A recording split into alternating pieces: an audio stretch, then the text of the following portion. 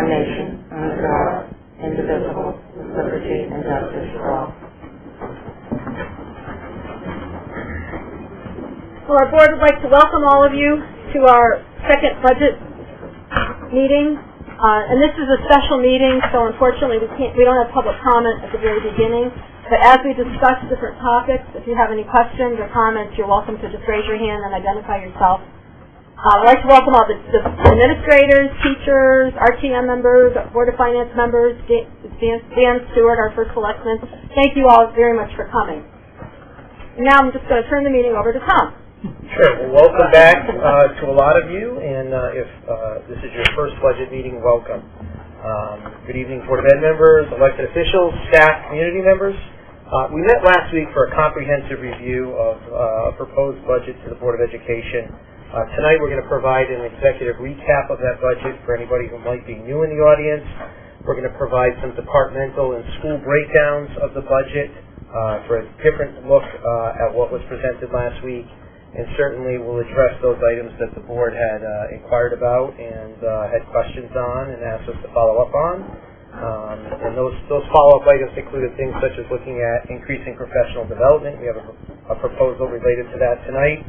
Math class size information at the high school was something we wanted to dive into a little bit, and there were a few follow-up items on the Friendship School. And beyond that, we're certainly happy to answer any questions the board has, and wherever that discussion takes us, make the appropriate adjustments. So we'll start with a brief executive summary of what was presented last week in much greater detail. This is indicative of several past years of budgets dating back 4 years, and then also fiscal year 17 requests by the various superintendents in the region. One change on this slide from last week is Norwich's number is in this week. That happened since last Thursday. To put this year's budget into context, I'll explain some of the slight changes. The numbers are a little different than last week as we continue on a daily basis to refine the budget request. You'll see that the major driver in our budget this year is a projected tuition increase of about $1 million. That's primarily magnet school increase, but also includes any special ed tuitions that we're responsible for. The second line down, all other line items in the budget, a slight increase from last week. That is primarily due to proposed additional monies for professional development, some changes in student transportation, and a decrease in dues and fees. Most of that, $595, is contractual and fixed cost increase. As we go through further slides, you'll notice that total new budget money in the budget to meet district needs is currently at $155,000, which would represent a 0.34% increase. The rest of the increase really is around contractual and fixed cost increase. So the revision from last week is slightly up to $1.6 million, which represents a 3.59% increase. What's driving our budget? As I mentioned, mainly fixed cost and contractual obligations. I mentioned the tuition line item. Certified salaries, that represents contractual increases, collective bargaining agreements. There is no proposed increase in certified salaries. That represents level staffing from this current year to next year moving forward. Support salaries represents all of our support staff, custodial service and maintenance, food service, clerical support, all of those paraprofessionals, obviously. That amount represents contractually collective bargain agreements, but also includes a half-time clerical person to support building and grounds and IT department who currently don't have any on-site clerical support. They do have clerical support here from central office, but in their actual building that currently don't have that support. Health insurance is based on claims data and projections from our health benefits consultant. FICA is the payroll tax, and as payroll goes up, so does FICA. Electricity, we sure you see that in 2016 as a homeowner. We'll see that as a school district. Rates are climbing this year. Workers' compensation, that is a number that based on not only our contract with the vendor, but also experience over the previous X number of months. Instructional services contracted, that represents services we contract out for a teacher of the blind and adult education, which we contract with New London for. Legal services, that is a decrease from last week. Some of the unions we anticipated entering collective bargaining with next year have requested to bargain now. So some of the anticipated costs next year will actually be realized in this current year's budget. So that line item has been reduced to reflect those requests to bargain. Insurance, those are fire insurance, liability insurance, slight increase there, as well as sewer service.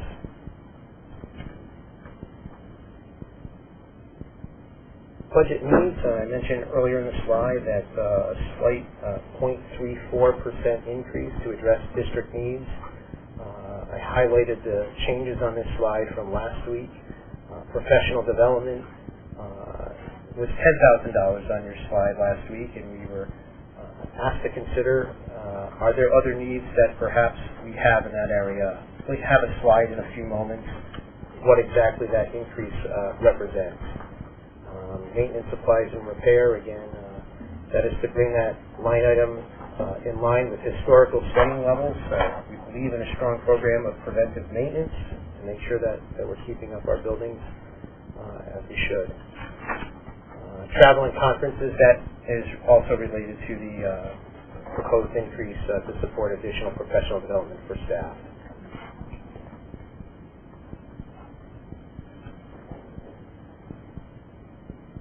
Line items reduced. These line items reflect ongoing cost containment efforts by our team, budgeting efficiencies. Cost containment by the board over the last 4 years approaches $3.5 million, and there's a full appendix in the budget book reflecting that. The change in student transportation is still a savings over this current year, but less than it would be from last week's slide, and this results the inclusion of contractual increases, but also an increase in special ed transportation for a student who recently moved in that will be with us next year that will require specialized transportation. So that line item has been revised since last week. As I mentioned last week, sick leave payout and retirement incentive we'll see savings over this current year, primarily due to less retirements. We have 8 folks retiring this year compared to 12 last year. Favorable rates on things such as fuel oil and propane and natural gas. Slight decrease in life insurance and long-term disability insurance. That went out to a new vendor last summer, and we see a savings in that area. Line items level funded, again, where we can level fund line items, of course, we do. These are some line items that will see level funding in 16-17.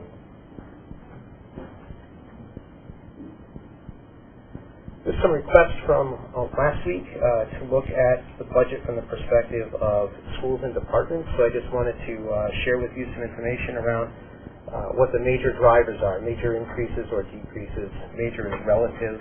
As it approached the $1,000 mark, either up or down, we try to include that on the slide. This represents collectively the ups and downs of 3 elementary schools. I talked last week about the need to invest in music equipment and music repair. We have robust programs which we want to make sure that we're supporting. Investing in repair can prolong end of life of some of these instruments. You can see a decrease in library books, and that's primarily due to that line item's going down. There was an audit done several years ago around libraries. That line item has been increased in recent years to make sure that we're up to standard in our libraries. We think we're at a solid level now, so we're going to decrease that line item slightly. Supplies, student activities. Again, that $3,000 represents $3,000 across all 3 elementary schools. That's a line item that needed to be increased due to the loss of some funding. Target Corporation and some other funding sources that once supported some student activities in our elementary schools, those funding sources don't exist any longer. And we felt that these activities were important enough that we should budget for them. When we look at the middle school, you'll see a big reduction of equipment, program, reduction of $45,000. It's primarily due to we purchased Project Adventure equipment for Clark Lane Middle School. And if you haven't seen what that is, if you drive around, I never know if it's the front of the school or the back of the school, but if you drive all the way down, you'll see it beyond the field. It's adventure type equipment and really is a high quality program. We don't need that this year because we purchased it last year, hence the reduction in that line item. Again, you'll see equipment for music in there, as well as supplies and computers, slight increase to support ink and toner primarily. Some other minor increases and decreases. Library, as I mentioned.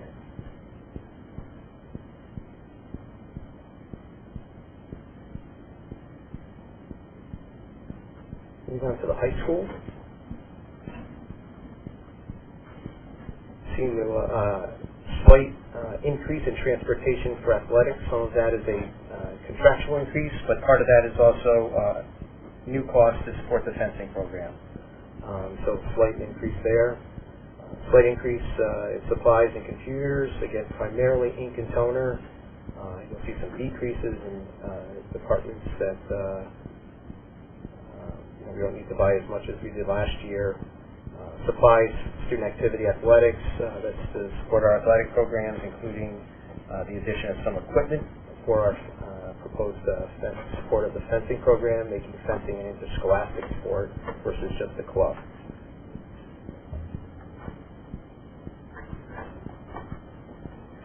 We look at special services. See the increase of line item to support the Avery Point program. This was a program previously outsourced.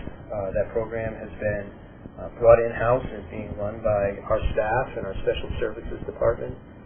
Part of that program is students working in vocational areas. You'll see increases along the contracted services line items. So these are things such as to support, I mentioned Teacher to Blind earlier, to support specialists, consultants in the area of autism, contracted services, evaluation rates are increasing. Those are things that we contract out for. We'll see some savings in transportation for special education. As you know, we purchased vans as a district, 4 vans a couple of years ago. We're continuing to maximize their use. We also have some students no longer attending long-distance outplacements. So we realize the savings in that line item. Tuition other public represents those special education services for students who attend other public schools outside of our district, including magnet schools. Tuition private, you obviously see a sizable decrease there, and those would be students in outplacement programs. Some of those students have returned. We continue to focus on building the capacity of our in-district programs.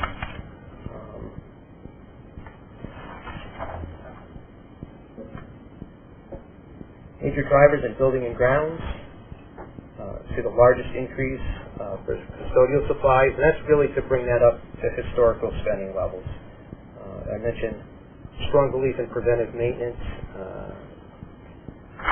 See some decreases in a couple of line items and slight increases in others.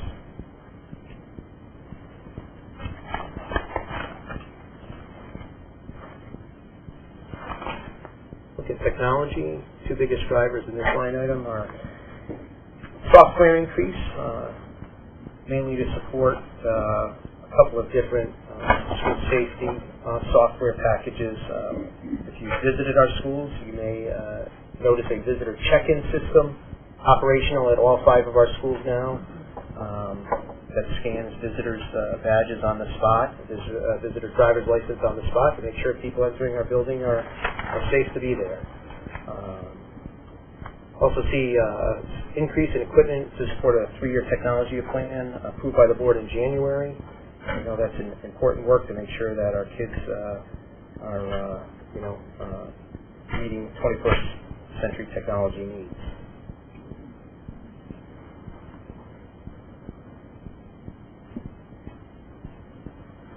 Take any questions from the board before I move into the area of professional learning, which I mentioned is a proposed increase for those 2 line items, but I want to make sure.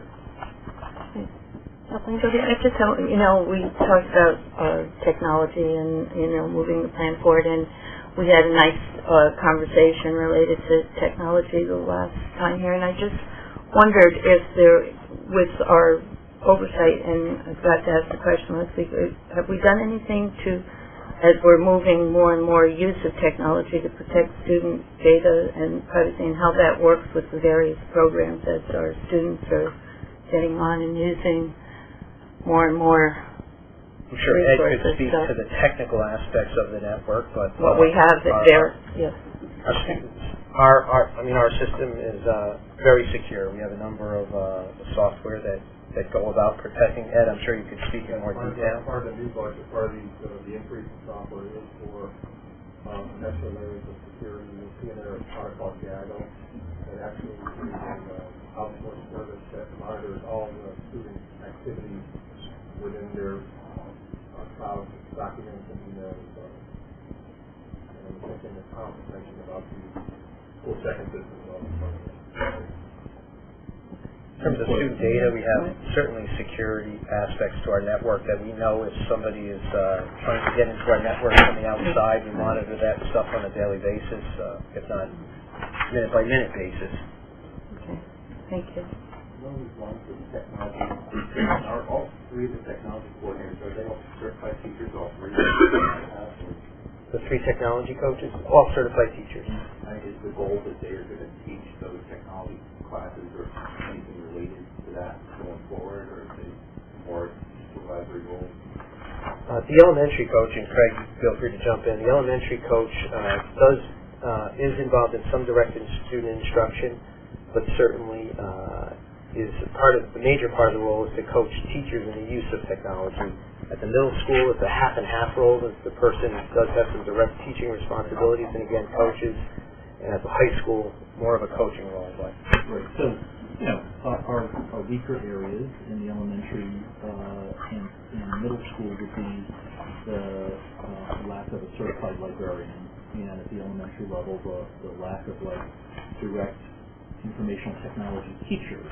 But as Tom had mentioned, the purpose of the coach is really then to help the teachers really utilize the technology in their classrooms. And so with the middle school, with Robin kind of doing some direct teaching to one grade level and an optional elective for another grade level, that's great. And then our tech ed department can bolster, as you'll see in the spring, with some more computer science and web application classes. Because I just looking at, if you have certified teachers that they're being used effectively, rather than sort of supervisory role where they could actually teach a class as well, or something like that. Yeah, so they're not supervisors. The coach would be working alongside the teacher in the classroom, and so there is that collaborative teaching that goes on. So we think that the instructional coaching model really provides that ongoing professional development, as we do in literacy and math with technology as well. So if you're asking are they being utilized effectively, I do think they are.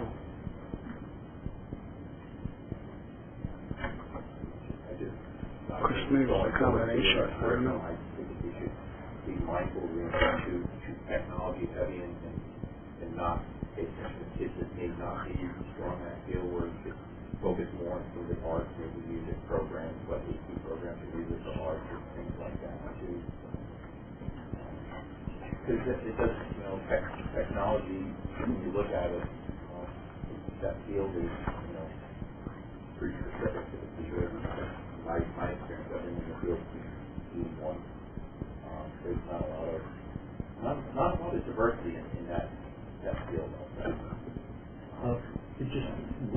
tangent, and then with respect to the arts, I firmly agree with you. And an example of that would be last year we introduced through the art curriculum revision a digital art class. You'll see this spring a curriculum coming forward of digital art kind of 2, and the prerequisite is really then to learn the Adobe Photoshop, which is really a tech ed course. So I think we're trying to have those practical applications and really ground it into all areas, so it's not as myopic as just computer for computer's sake. That was, I just didn't want to see us going down that whole kind of software development path. Not a bad thing, but I think we've got to ensure keep it broad and open to of every range. The kids that are more art focused may not be real great at math, so there could be from pure computer science. Any other board members? Amanda? Because we're going to be increasing our interest in technology, as I look over this, between information and communication, I see 0.5 in the middle school, and 1, and forgive me if I'm wrong, does this mean the number of people, I'm assuming, on this sheet? It's FTE, so How many full-time? equivalent. Right. So if there are 2 half-time, it would show up as 1 full-time One equivalent. full-time, okay. And if you say just a 1.6 and you Sure. look at high school math, well, it's not like just a arm of a person. Right. Describe teaching assignment. Okay, so then when I look at middle school technology, I see 0.5, so that's half-time, I'm assuming, correct? But then, I'm not saying that we don't also need PE and health, but there's 5 full-time. As we increase our technological advances and the children have more and more and more technology, will we see a need for increased teachers of technology and things of that nature? Right. So one of our goals is really to have all teachers use technology in appropriate ways for instruction. So the half-time direct teaching that you see, the other half of that assignment is the technology coach position for the middle school. And we balance that with then kind of requirements for all. So all students are required to have health instruction, and all students are required to have physical ed instruction, and that's why there's that staffing increase. So I'm not sure that we would be bringing forward to you big requests in the future for increased technology staff. Really, we feel that if we give coaching opportunities or regular professional development along the way, teachers will be then embedding this instruction, 21st century instruction, into their classroom. Any other questions or comments? Anybody from the audience? Sure.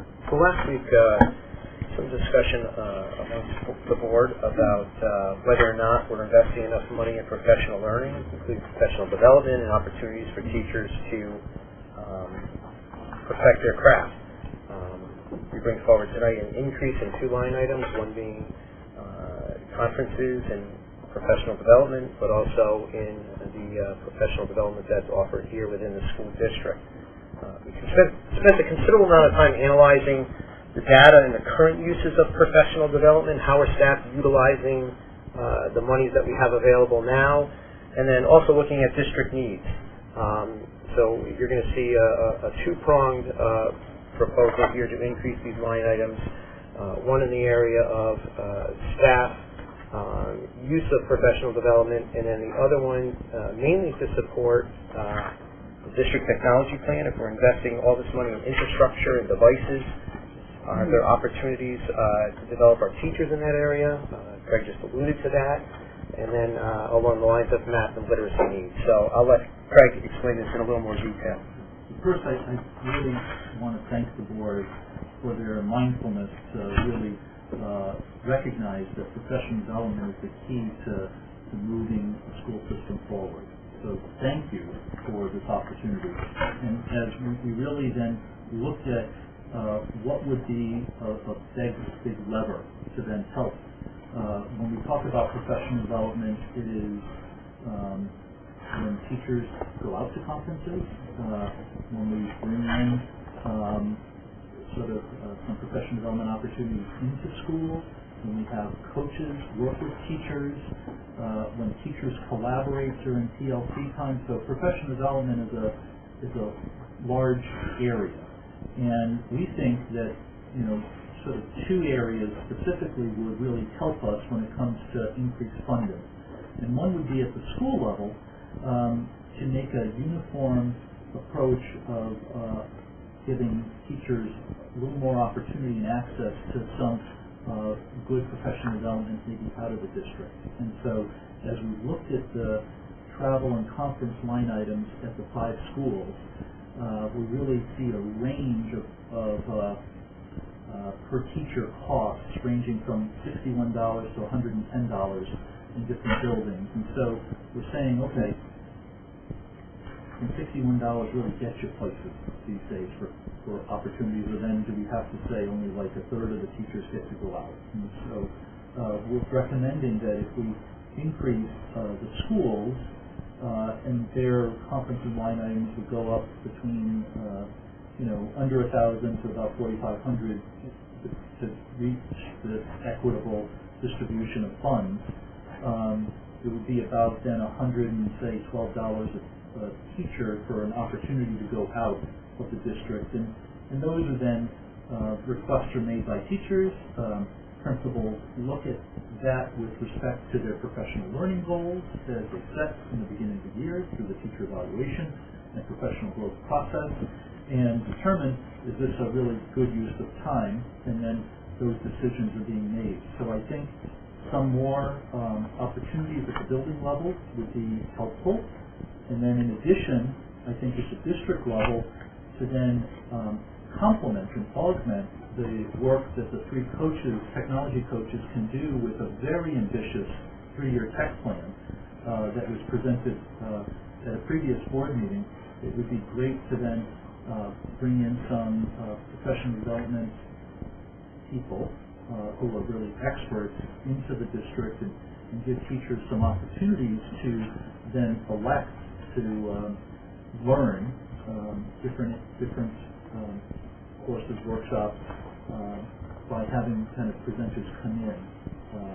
And we're thinking that an increase of 20,000 could help then provide that, and then also augment and complement the math and literacy professional development that we're going on by also having opportunities for teachers to really differentiate their learning and really then elect to go to certain workshops that we could host in the district. And so you've given us a really great question to research last week by saying, are we adequately funded for professional development? And we really took this seriously to say what would be a reasonable and I think high-level approach to enhancing what we already have. Craig, when we have teachers that come to workshops that we offer, do we charge them? We do not. Okay. Do other districts charge us? Do other districts charge us? If we send teachers out to a conference, right now, if we can fund the whole thing, we would say to a teacher, then we would pay. If it's sometimes it happens where it's a really pricey type of conference, but there could be a great opportunity for the teacher. We could say we could fund X percent of it. And if you really want to go, you might have to kick in the rest, because we also want to make sure that professional learning opportunities is equitably distributed to staff, and so we can't spend all of the money on 2 people. Right. So no, but I was just wondering if we go to augment that if they have a large request. But if we go to other school districts that are local, because there's teachers that are really proficient or excellent in a lot of different areas, and if they offer a workshop in their district, So often we have relationships with other districts where I might say to my colleagues around the area, hey, we've got this person in, would people like to come? An example of that would be when the middle school had their School with Distinction grant and they brought in a real high-powered speaker, and we had certain districts take us up on that offer, no charge. Other districts do the same, and we do that. And no charge.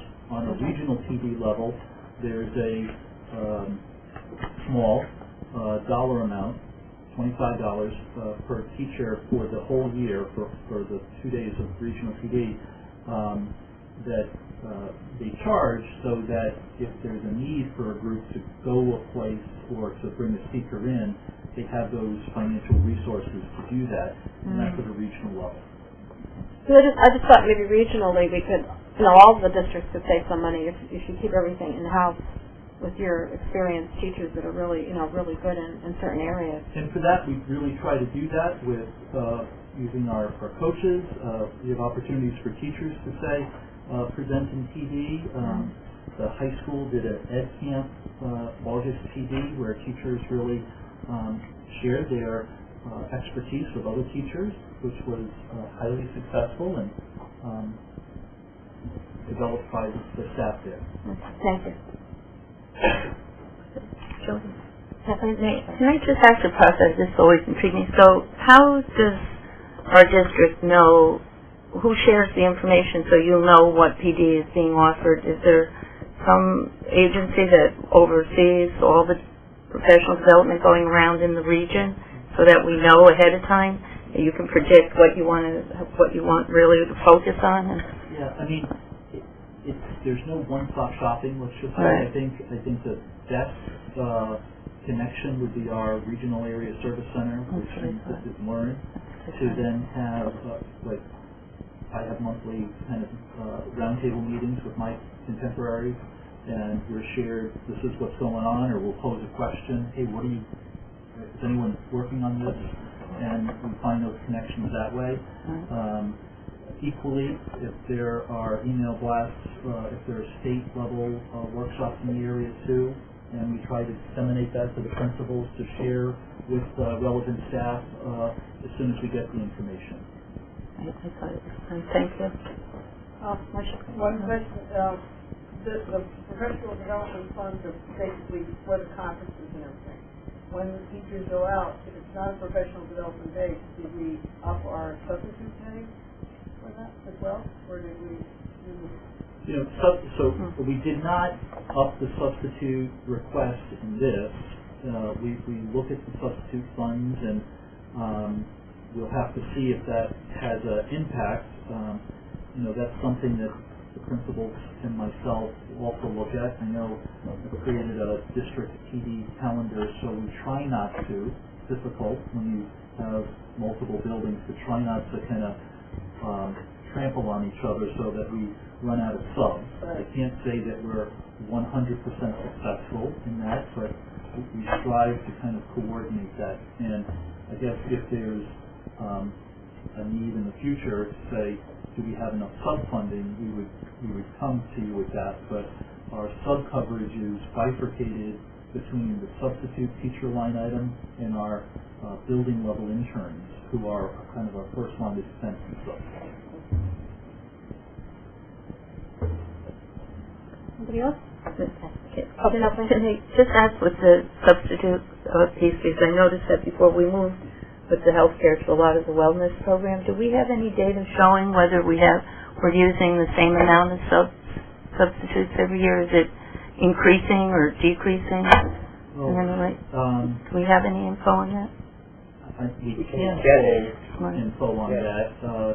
When we, as we are immersing our teachers into a lot of new rigorous curriculum that have come up, it has required us to provide some ongoing PD, which might mean like half-day release time for teachers to learn.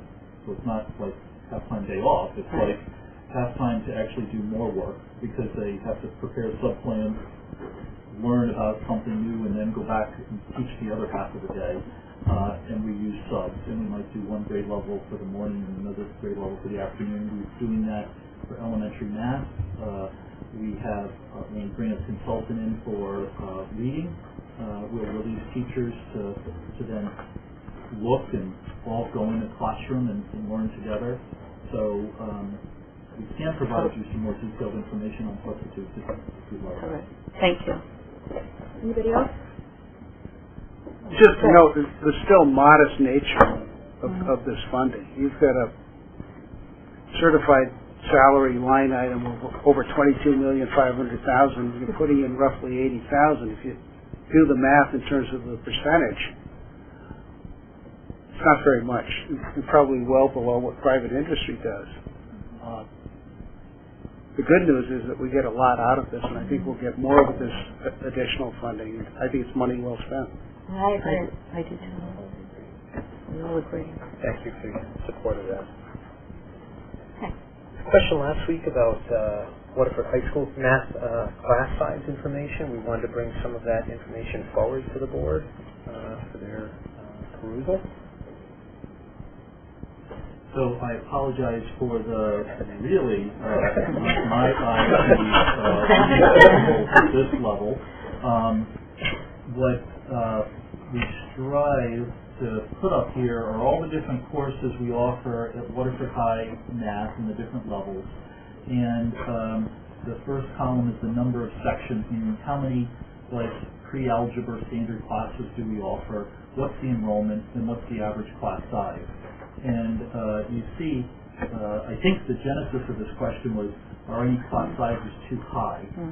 You can see that they're well within the range, and where you see like the last one, Math Lab, that is where teachers, in lieu of a duty, use that time to really then support kids who might need some more direct math instruction as part of the SRBI block. You'll also see some undersubscribed classes, and those are classes that are less than 12. And then it's a decision, do we not run that class, or do we run that class? And we are often able to run that class because the teacher, again, would forego a duty period and rather teach this undersubscribed class because that's the betterment of what the children would want, and have those offerings. And so you see here that we're, you'll notice on page 13 of our budget book, we have 9.16 FTEs in math. That accounts for 47, if you will, teachable sections. If you can add up this very small font in front of you, you'll see that this is 49 sections, which means that we have at least 2 teachers doing that in lieu of a duty period that I discussed earlier. If you look at Appendix B on page 87 of the budget manual, you'll notice that our enrollment for the high school is going to be, we're anticipating it being up by 26 students. And so with that being said, we don't think that these numbers will change much. I can't really accurately at this date and time predict what next year's enrollment is going to look like, since the high school is just right in the mix now of doing course registrations for next year. So I thought it would be safest to show you exactly what we are doing this year, knowing that we're going to have 26 more kids. I'm not seeing this equation change too much. Feedback from the teachers as far as where they're comfortable class sizes so that they really teach as effectively as they feel they can. Is there a certain point where it starts to the class get a little maybe too large? Well, certainly we have set, Tom has said in his budget message, secondary classes should be between, say, that 18 and 24 range. So for some classes, like physical education, maybe it's okay to have a larger group because that would afford it. For certain orchestra, or when you have big band classes having more than that, it probably adds value to the course, but generally speaking, for the academics, we try to stay within that range.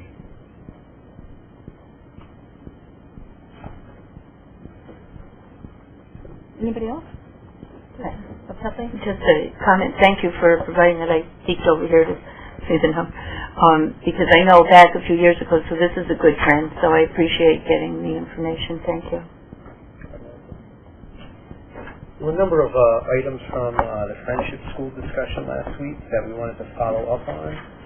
One of those items was to do a kindergarten cost analysis. We currently have 37 kindergartners at the Friendship School.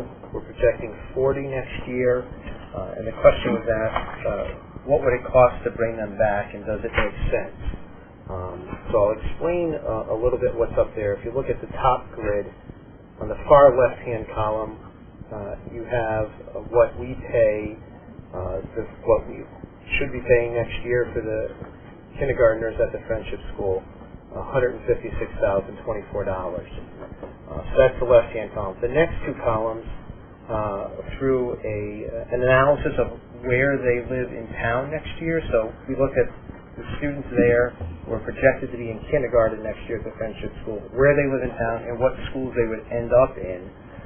We would need to add at least 2 teachers and potentially 3 to accommodate those 40 kindergarten students coming back to our school.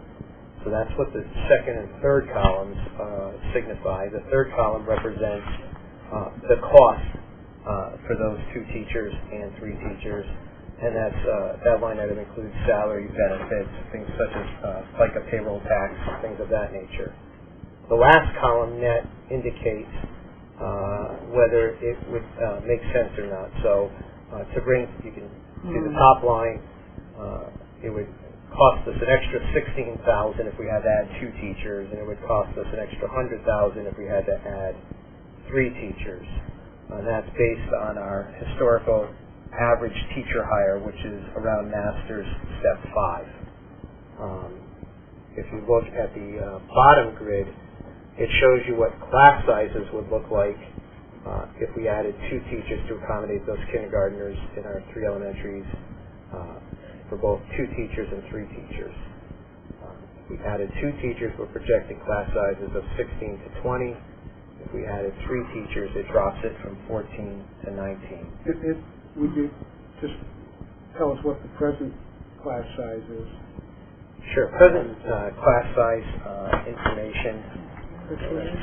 It's in that 14 to 19 range is where we're at. I can find the exact page. So it's not a change in class size? No. No. It's to maintain current levels. And these are parents that agreed to keep their children there, obviously. I know if it's CSU, they can go to their home. Sure, we've gotten a couple of requests already, but based on historical projections, we're projecting, we have 37 this year, we're projecting 40 kindergartners at Friendship next year.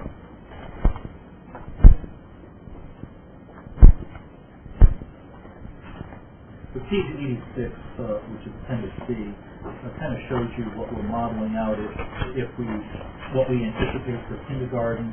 What we have for kindergarten this year is the FY16, what we're anticipating for next year, and then from kindergarten to 5th grade. The secondary, we just tell you, the middle school, we break it up by team, and the high school, we just break it up by grade level. But on page 86, you can kind of see that if we were to say, let's take all of our kindergartners back, if we change the structure of the Friendship School, then what would it cost? And that's where you see kindergarten is the hardest to kind of nail down precisely because we don't have any trend data. It's obviously easier to say how many 3rd graders are going to be because you really know the 2nd grade doesn't change too much to the 3rd. Kindergarten, some parents elect to keep the child home until kindergarten, so there is some variability, which is why we're modeling out the 2 or 3 teachers. And does that reflect the enrollment projections of appendix B? It does. So right now, we know at the Friendship School how many 3-year-olds attend there, 4-year-olds. 5-year-olds who attend there now would be first graders next year, and so in the first grade projections for FY17, we've already modeled in per address where those children would be going. What about the students or the children who are not enrolled at the Friendship School, taking into consideration the normal enrollment at our 3 elementary schools in kindergarten? Correct. And so to do that, I really just look at a 5-year trend to kind of give me a guesstimate. Okay. Because, as I said So earlier, this is our it's hard. best guesstimate. This is our best Great. guesstimate. Okay. Craig, how many choices do they have for kindergarten? Just New London, if they don't come to Waterford? For kindergarten, the Regional Multicultural Magnet School, which is a learn-run school, is a K-8 facility. The New London All-Choice Magnets would then be an option, which New London would have, I think, 3 elementary that would offer kindergarten. Possibly 4. I think Possibly Jennings is a language It's based. a dual language, thank you. And Herbert is 4. right, and then up. Okay, thank you. The other analysis we looked at was whether or not it was economically advantageous to bring the 6 projected students we have next year at the Friendship School in the autism/high needs program. On the top grid, the far left-hand column signifies the projected cost of those 6 students, the cost to educate them at the Friendship School. The next column indicates what we would project next year to be the Waterford Public Schools cost to educate those 6 students should we bring them back.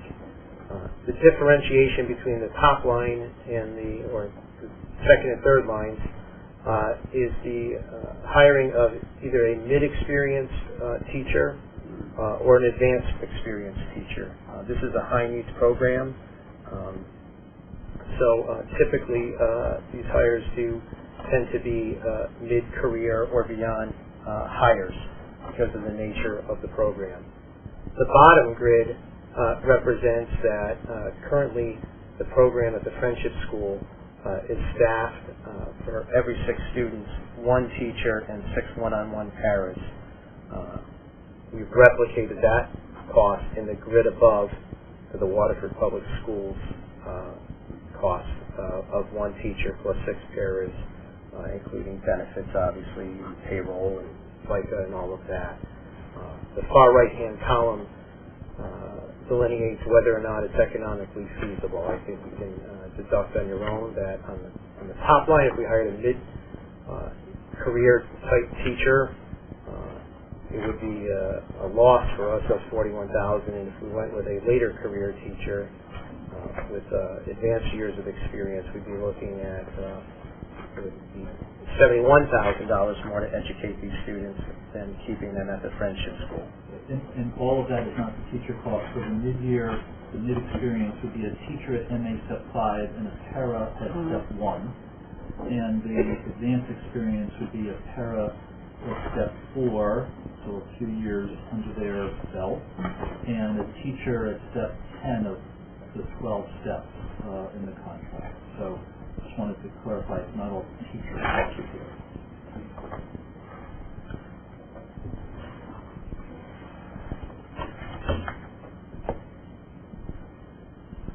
Those were the look-fors, the to-dos, the follow-ups from last week. What I see is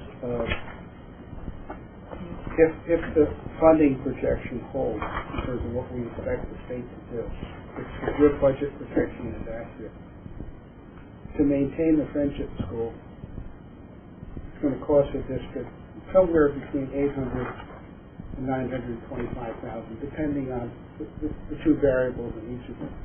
So I think what we as a board have to ask ourselves is, if that comes to fruition, is it worth it? And maybe we ought to schedule that for an agenda item at some point in the future when we get a a clearer handle on what the state funding is. That's a lot of money. We all like the Friendship School. We think it's a good program. It meets a need in the community. But that's a lot of money to take away from our core educational responsibility.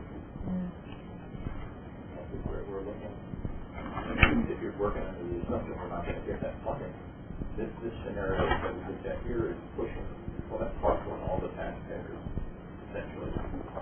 We're also charging people to go to school so that mitigates some of that cost, or we pick up all of that and now all the taxpayers pay for it, so we did And again, this is based on a projection. There's a governing board meeting of the school on February 22nd, which will hopefully solidify the budget for the school. And if there's adjustments after that meeting, we'll obviously make those and bring those to the board on the 25th when we meet again. Now, we have a lot of series to think about.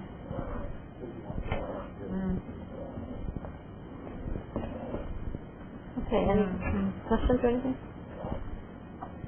I'll just make a comment. While I certainly think it's important that we do our due diligence and look at everything, I also would like everyone to be aware that this is a very high priority, that we've all talked about this. I know the two superintendents learn, the entire delegation, we're all looking at it. I mentioned this before, to look at putting out a year the NIAC accreditation that could help with the situation at the Friendship School. We're going to look at the way we fund magnet school funding to begin with, and there could be some relief there. I don't want to promise anything, but I think it's good that we do our due diligence, but I wouldn't, I don't want to speed it up either. Do you know what I'm saying? I think we need to have a little bit of time to see where we will be. But to Greg's point, I think it's important that we know what direction we would take. So after the governance board meets on the 22nd, we'll have more information in a better direction, I think. I hope so. Why there could be money in the budget, state budget for charter schools and place magnet schools? Well, that there's going to be an overall look at how all schools are funded in the state. Right. But Chanel Cafe, I mean, they're going around building all these magnet and charter schools, and they built all of them. They spent an exorbitant amount of money, and we want to keep them going. And I think the state's responsibility to help keep them going, not the towns. Like this, pushing all this extra money on us, I think is so wrong.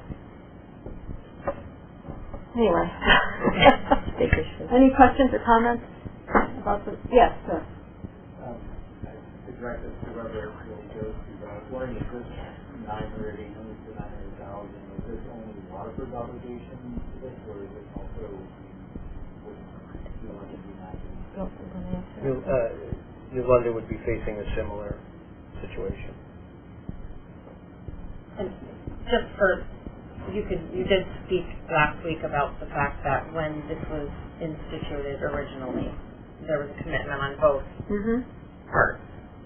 You know, London made a commitment, Waterford made a commitment, and the commitment doesn't end this year.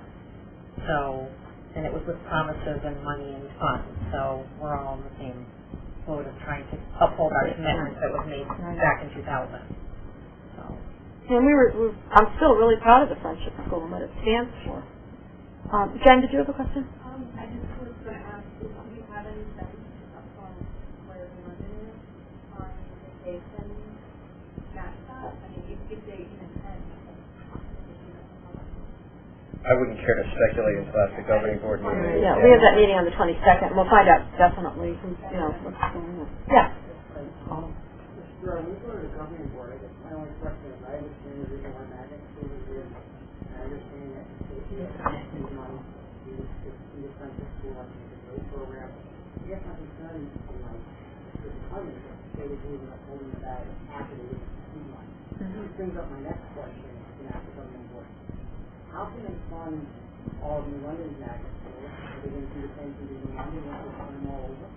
Or are they going to do the same thing to Groton? Groton's not funding for middle school. And I feel like every single town that goes to the magnet school, whether whatever in the other towns to take that seed money, and the state's gonna renege on its obligation. And if the state's gonna do that, is it, how can we go into business with the state if they're gonna break their end of the bargain? And I find it amazing that you don't know if they're gonna fund the school for this year or how much money, but if they have the money to fund all the money back in school, the possibility of being rocked. How can you fund others, not the ones that are already existing? Good question. I don't disagree with you. And I think there's two state funding streams for the Friendship School, because it is a pre-K school, but also a magnet school. So the two funding sources for that school from the state level is our magnet funding, and that is in place, and I don't think there's any projections at this time to cut that. That is reimbursed at $7,900 a student. It's been at $7,900 for the last 5 years. It was slightly lower at like $7,830, I think, for the previous X number of years. But so that's $7,900 a student magnet funding. The other funding source that the school has appreciated over the last 3 to 4 years is pre-K funding. That pre-K funding did not exist before 2012. Both towns have enjoyed that. I don't want to say extra pre-K funding, but that pre-K funding over the last 4 years. That is the funding source that is really in question. It was held at about $1 million 2 years in a row. Last year, that pre-K funding was cut to $589,000. As of today, the school has not received that money for this current year. Obviously the state budget is being looked at for this current fiscal year. So $1,589,000. Right now, nothing for this year. They're projecting something, and the initial projections that the executive director of Learn is projecting is zero pre-K dollars next year. That's a projection.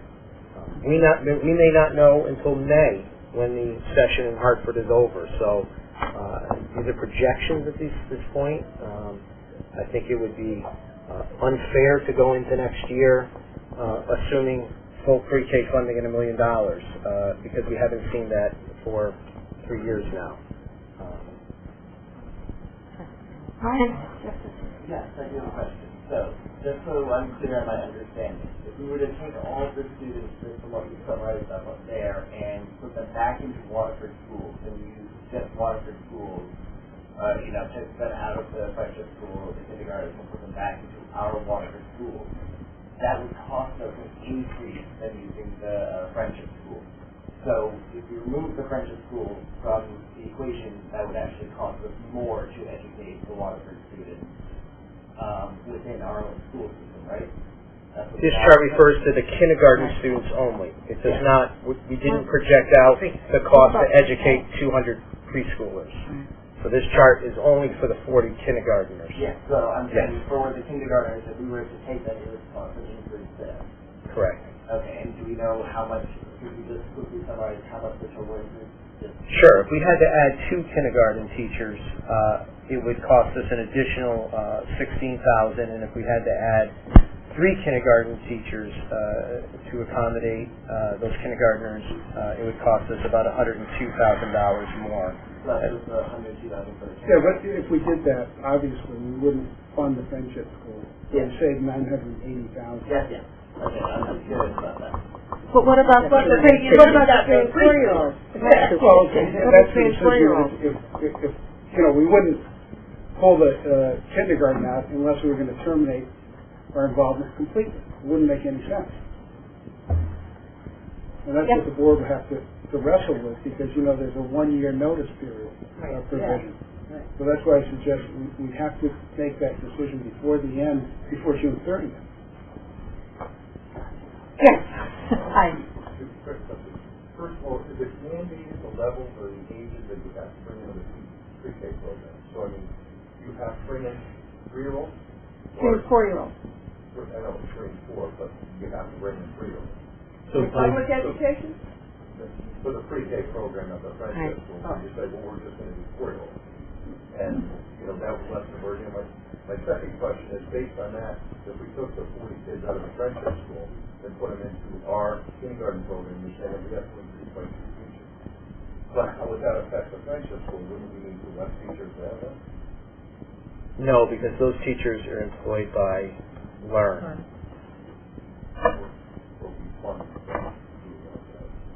Correct. So yes, we're modeling out if we brought back all the kindergartners. So in that scenario, we wouldn't be then funding the kindergarten teachers of the Friendship School. To answer your first question, we are obligated to educate children 6 through 18. If they have special needs, it would be through 21. We're also obligated from a birth to 3 standard to educate children 3 years of age who would have some special needs that would help us. So if we limited the Friendship School to just 4-year-olds, we would then have to just support the 3-year-olds who would have some special needs because we would be obligated to do that. So our birth to 3 responsibility before the Friendship School existed was through the PrEP program, which was located at the old Waterford High School building. And so it's possible to limit the majority, but not all, of 3-year-olds. So you're saying that the additional cost for the kindergarten teachers, that takes into account that we didn't have to fund some of the teachers at the Friendship School, it still costs us $16,000. Well, the difference is really the contract. So the Friendship School has really 3 different teacher union components. Because again, we started this now 11 years ago as a cooperation from New London's kind of Birth to 3 program and Waterford's Birth to 3 program, and then built the Friendship School. And as such, New London has some New London public school employees who are at the Friendship School who follow the New London public school teachers contract. And we have next year 1 teacher left who follows the Waterford teacher contract, which means the majority of the teachers follow the Learn contract, and quite honestly, that contract is lower than most school districts. Keeping in mind the fact that we have a 1-year option to opt out of the Friendship School, right? Are we not obligated this year at least for the $900,000? The original agreement signed by both superintendents in 2000 asks for 1 year's fiscal notice. So if we gave notice now, the out year would be fiscal year 18. So our hands are kind of tied right at this point for the $900,000. Right.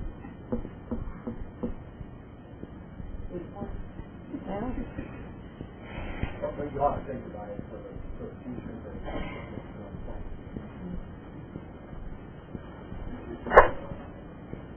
Do we want to explain to them who the governing board is made up of? Sure. Do they need to know?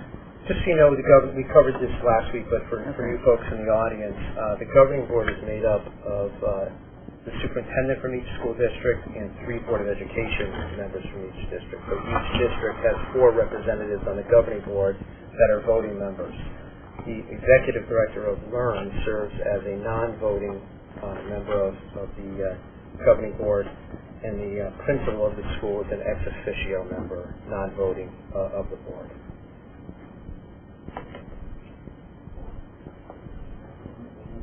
Sure. Is there any research that shows that children who have a formalized pre-K education versus a vacation environment do better, have better outcomes?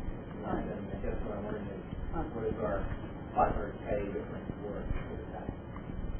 There's certainly a body of research that supports kindergarten readiness for students who receive some sort of education prior to entering kindergarten. Certainly, if there was no pre-K program, you're really going to have 2 groups of people. Those who choose another option in pay for it, and those families may not have the means or make the choice not to send their child to pre-K. So we would have two different types of students really entering kindergarten, some with readiness, some with not, and there's certainly a body of research that supports that.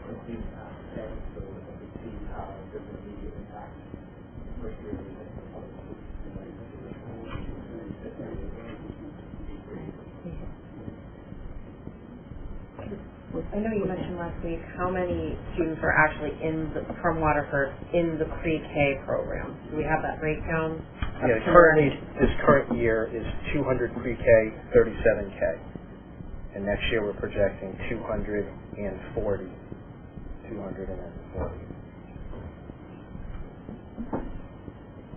Now, does New London also have the 1 year No, they do. thing? We have, it's on the same contract. But, just reading the newspaper, maybe I misread it, but New London didn't put their 900,000 in their budget. Did they? He assumed with his budget development, he assumed $1 million of funding by the state pre-K. You assumed they were going to pay it, and we assumed they... Correct. And both of us said in the article, we'll meet on February 22nd and hash it out. Okay. Well, we are both under the same... Correct. Correct. Yeah, good.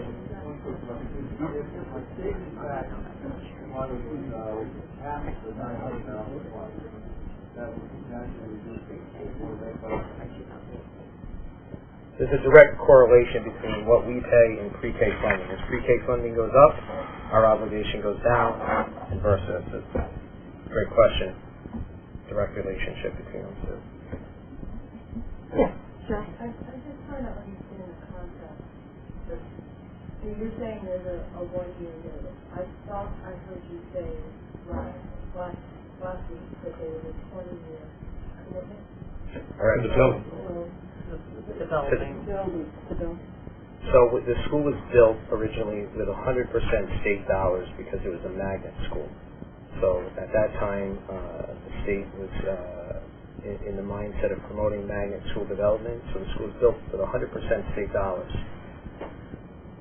Both districts committed to the state a 20-year relationship with the school as a magnet school. It's not researched it legally, but there is some reason to believe that if it ceased to be a magnet school, and the 20-year end date is 2023, that if the school disbanded before 2023, there's some reason to believe that the state could have rights to say you didn't meet the 20-year requirement, minus depreciation. This is now the local impact of those school construction costs. It wouldn't be the original $25.5 million. It would be $25.5 million minus a yearly depreciation. Not asked our attorney to look into that. Certainly if the board directed me to do that, we certainly would. I think it's probably a little premature prior to the governing board meeting to really think about. But to follow that through, there's a commitment to the property being a magnet school. There's not a commitment to it being a pre-K magnet school. It's a town commitment to being a magnet school. I don't know what the... Eventually, there could be a difference for that property, and that would beg the question of the fact that you can activate the property and make it non-property, and that's well for the town for that. But it would just be interesting to know if it has to be a pre-K magnet school or a magnet school. We will certainly research that. That would come down to whatever legislation was passed in Hartford at the time of the school formation. We will definitely research that. Jen? Next to that 20-year agreement that the town made to have the building used as a magnet school, was there any sort of reciprocal guarantee from the state that for those 20 years there would be any or that you have to do this for the next 20 years, and right now we're giving you money, but we can cut that off at any point in those 20 years? So I think it's important to remember that the state has met their magnet pre-K funding commitment since the school's inception, and there's no reason to believe the magnet funding is going away. What we've enjoyed the last 4 years is additional state funding under the banner of pre-K. That pre-K funding did not exist before 2012. The school received it in 2012, 2013, 2014, 3 years. It's not come in this current school year, and it's don't know what the projection is. The projection next year is zero, but we don't know that for a fact. So the $7,900 a student has been held constant. The school enjoyed an extra $2.5 million over the last 4 years, and it's unknown whether that will continue to be funded. I see. I didn't understand. So the magnet funding is not in jeopardy. Correct. Right. Correct. And that is the part of it. The other reasons we reviewed last week is the school's been operating at a deficit in the last 3 or 4 years. They're obviously, the $7,900 from the state has remained level. The cost to educate students goes up, right? So the only place to make up that difference is the local district. And then there was legislation passed, which Representative McCarty mentioned a minute ago, that the school become, not just Friendship School, all pre-K schools, become accredited by the National Association for the Education of Young People. It's called NIAC. That has a monetary cost to it. So all of those factors are leading to this projected increase. So then just to answer my Sure. So is the magnet funding, did you make a 20-year commitment from the town for commit to 20 years of magnet funding for the school? I haven't seen that in writing, the documents that I have. I'm sure at the state level, maybe with the legislation that passed authorizing the creation of the school, I would think that would be a basic assumption that magnet funding would always be there. And again, that money doesn't seem to be in jeopardy. Kathleen? Well, Thank you. Thank you. I just wanted to comment briefly, but you bring up a very good point. The magnet school funding level for the pre-K to K is much less than the overall magnet school funding in the state. So that's why we're looking at parity and magnet school funding, try to see if we can make an argument for the value of pre-K education and the long-term benefits that go out. So it's a problem. Everyone's aware of it, and we have a lot of people looking at it to see if we can find a solution. So just point that out, that it's been a lot less, even though it's sacred and it hasn't been touched, it hasn't improved, it hasn't gone up over the years. So that's part of the dilemma that we're facing. Any other comments or questions? Thank you. Okay. I just have a question about the health care. Sure. Could we get a list of your wellness program, what you're offering the teachers as far as wellness program goes? Because I know what we offer at work, and I'm just curious to see what you were able to get for our teachers and our administrators through products. Sure. Thank you. Any other questions or comments about any other topics in the audience?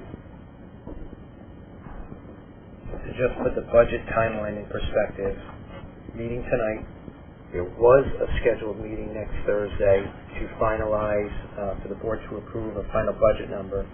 That meeting has been canceled next Thursday because of the governing board meeting on the 22nd. We know we're going to have to come back after that. So no meeting next Thursday, February 18th. The next special meeting will be February 25th, and we anticipate the board approving a final budget number that evening after the governing board meeting on Monday the 22nd. Rich? The governing board meeting, public meeting, I would imagine it is, no? I would assume so. It is, yes. It's at the Friendship School at 5:30. February 22nd, 5:30, right here at the Friendship School. You might want to change that location if people want to come. Right. Yeah, that's a small room. Yeah, that's... Yeah. Yeah. It's a good idea. Okay, any other questions or comments? Okay, Ann? No, we sorry. have another item. We have another item. You're right. Forgot I have it right. Okay, now we're going on to the discussion regarding student transportation, our student transportation contract. Sure, you may recall at the previous board meeting that this item was tabled for further information. The board requested that some comparables be provided to them regarding other towns similar to Waterford in terms of their bus needs and bus makeup. And you have that sheet in front of you. There's no action requested on this item tonight. Simply provided the data to the board. If there's any questions, we can happy to answer those. Are there any questions or comments from the board?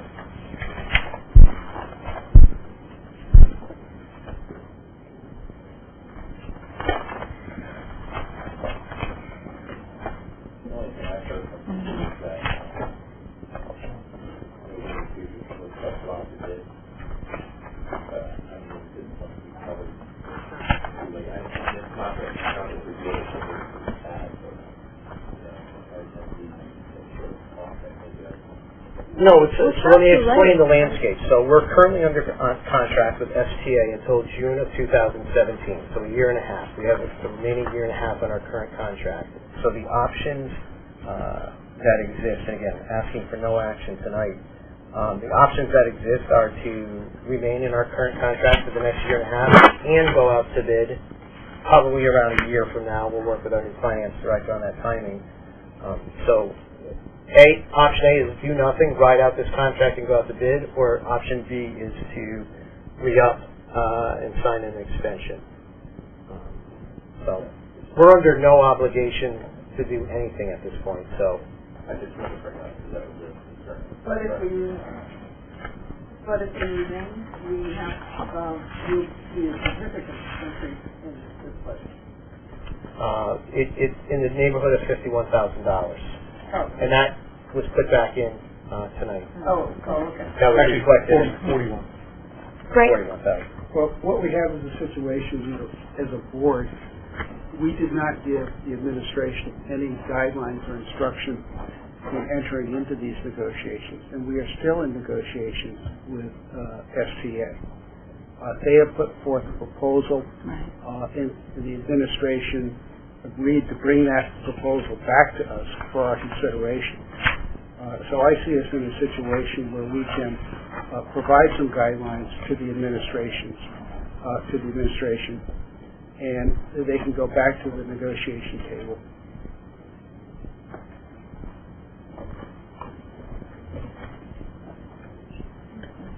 Anybody else?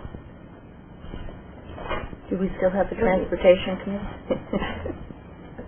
I think so.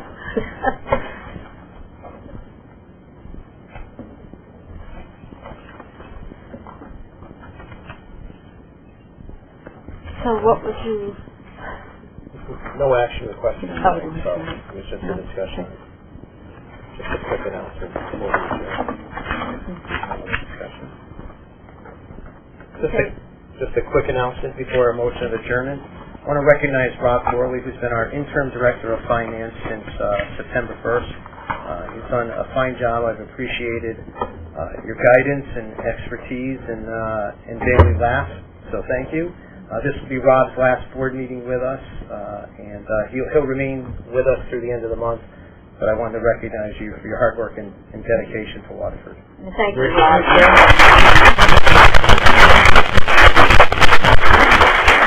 You should be very proud. This is a very good thing. We think so. Okay. Any more questions or comments or anything? Okay. Motion to adjourn? Is there a second? Okay, all those in favor, please signify by saying aye. Aye. Anybody opposed? Motion carried. Thank you for coming, everybody.